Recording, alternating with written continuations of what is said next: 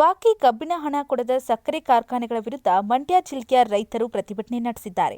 ಮಂಡ್ಯ ಜಿಲ್ಲೆಯ ಕೆಆರ್ಪೇಟೆ ಪಟ್ಟಣದಲ್ಲಿ ತಹಸೀಲ್ದಾರ್ ಕಚೇರಿಯ ಮುಂದೆ ಮಾಕವಳ್ಳಿ ರೈತರು ಪ್ರತಿಭಟನೆ ನಡೆಸಿದ್ದಾರೆ.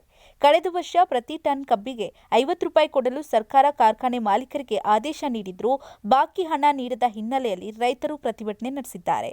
ಈ ಸಂದರ್ಭದಲ್ಲಿ ಬಾಕಿ ಹಣ ನೀಡದಿದ್ರೆ ಕಾರ್ಖಾನೆ ಪ್ರಾರಂಭಿಸಲು ಅವಕಾಶ ನೀಡೋದಿಲ್ಲ ಅಂತ ರೈತರು ಎಚ್ಚರಿಕೆಯನ್ನ ನೀಡಿದ್ದಾರೆ.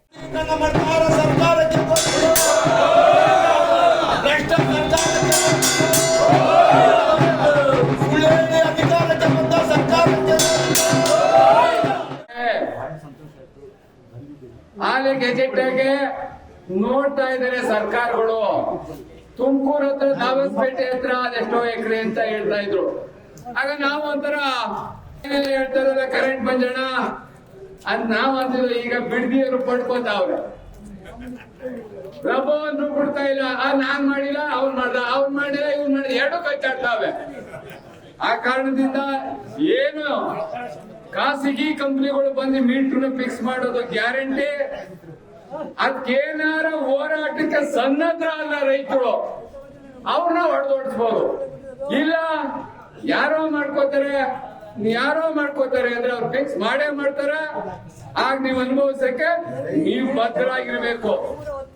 ಮತ್ತೆ ಮಂಡ್ಯ ಜಿಲ್ಲೆ ಮತ್ತೆ ಮೈಸೂರು ಜಿಲ್ಲೆನ ಇವತ್ತು ಕಾರ್ನಾಯಕರ ತಾಲೂಕನ್ನ ಭತ್ತದ ನಾಡು ಅಂತಾರೆ. ಯಾಕೆ ನಾನು ಇದು ಹೇಳ್ತಾ ಇದ್ದೀನಿ ಅಂದ್ರೆ, ಎರಡೂ ಜಿಲ್ಲೆಲೂ ತೆಗ್ಲು ಬಿಡ್ತಾರೆ ಅಂದ್ರೆ ಬಾಳ್ ಬಿಡ್ತಾ ಇದೆ.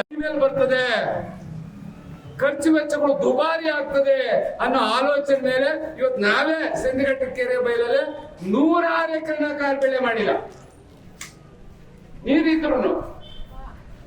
ಆದ್ರೆ ಇವರಿಬ್ರು ಎಂಪಿಗಳವರಲ್ಲ, ಏನು ಭತ್ತದ ನಾಡು, ಕಬ್ಬು ನಾಡು, ಮಂಡ್ಯ ಮತ್ ಮೈಸೂರು ಅಂತ ಹೇಳ್ತೀವಲ್ಲ, ಅದರಲ್ಲೂ ನಮ್ಮ ಕ್ಯಾಬಿನೆಟ್ ಸಚಿವರಾಗಿದ್ದಾರೆ ನಮ್ಮ ಕುಮಾರಸ್ವಾಮಿ ಅವರು.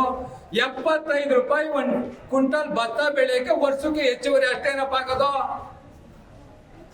20 ಕ್ವಿಂಟಲ್ ಬೇಕಕ್ಕೆ ಎಷ್ಟಾಯ್ತು? 1,500 ರೂಪಾಯಿ ಖರ್ಚು ಬರೋದು ಹೆಚ್ಚುವರಿಯಾಗಿ. ಇವತ್ತು 200 ಇದ್ದದ್ದು 300 ಆಗ್ತದೆ, 300 ಇದ್ದದ್ದು 500 ಆಗ್ತದೆ. ಇವತ್ತು 2,000 ಆಗ್ತದೆ ಗೊಬ್ಬರ, 2,200 ಆಗ್ತದೆ.